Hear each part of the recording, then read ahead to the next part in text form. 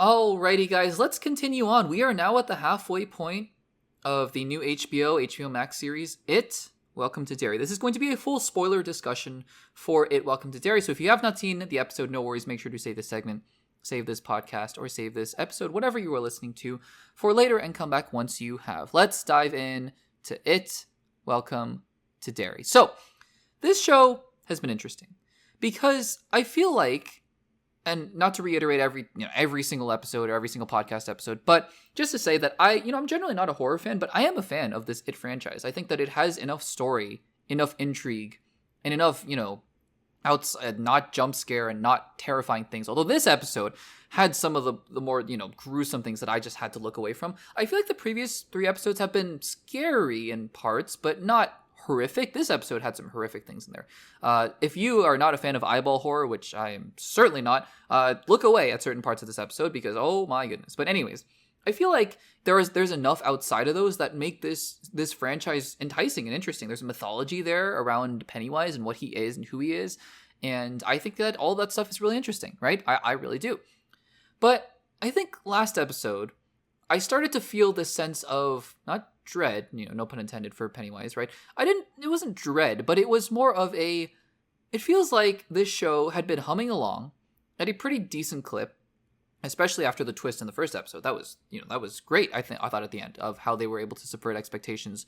Because you thought that, that's the group of kids, right? No, that is not the group of kids. Because 2 or 3 of them died, right? But then, episode 2, I think, okay, you're setting up more stuff. And then episode 3, I was like, well, now it feels like all roads lead to Pennywise, and we kind of need to see Pennywise, right, at this point. So I was thinking, okay, well, episode 3 in itself was not bad. I thought it was interesting and entertaining.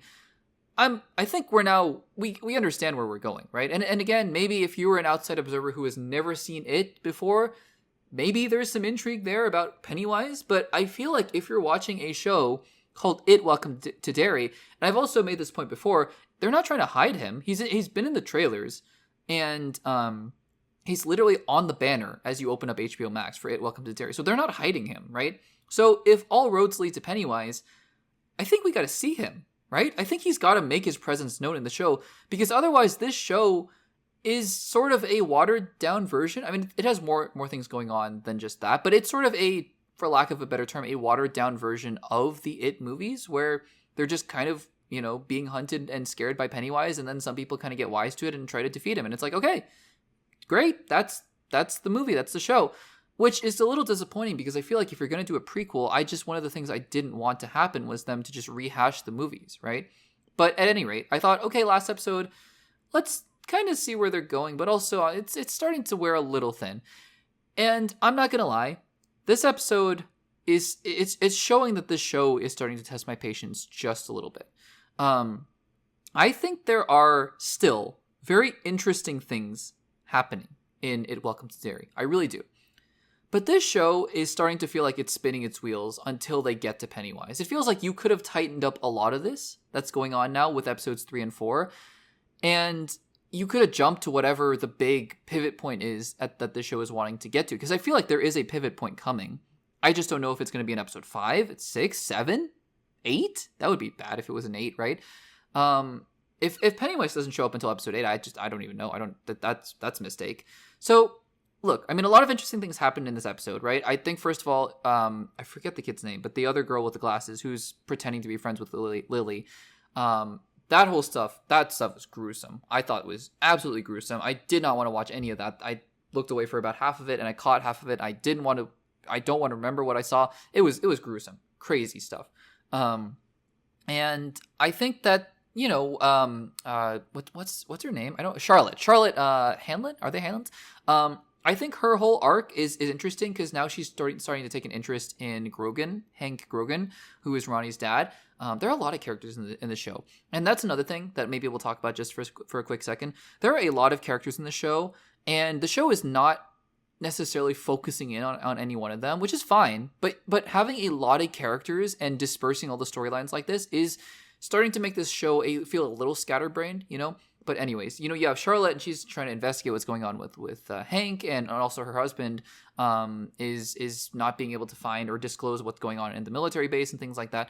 So, and then also, there's that other guy, Hanrahan. I forget what his last name is, but he's possessed or something because he's able to read that guy's mind.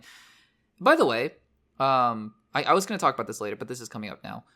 I was watching the episode and I was like, it is what it is, things are happening and whatnot, but you're still, it's all still just like, hey, Pennywise is around, but you don't see him. There's a balloon, get inching closer to seeing Pennywise, but he's not there. What's going on? What could it be? Right?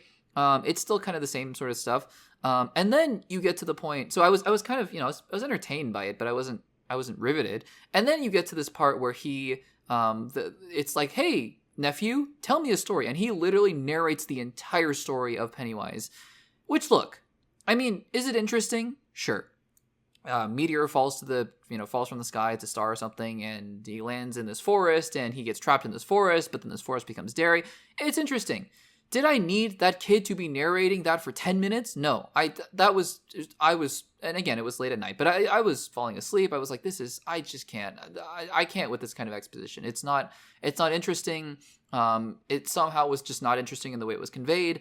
It felt very lazy writing-wise, to be honest with you. There felt like there could have been so many more interesting ways to show this origin. This whole origin story just could have been played out at the beginning of an episode. It just didn't need to be narrated like this from a kid. I get the military wants to know where he is because the big thing is that, you see the house at the end, which is familiar, right?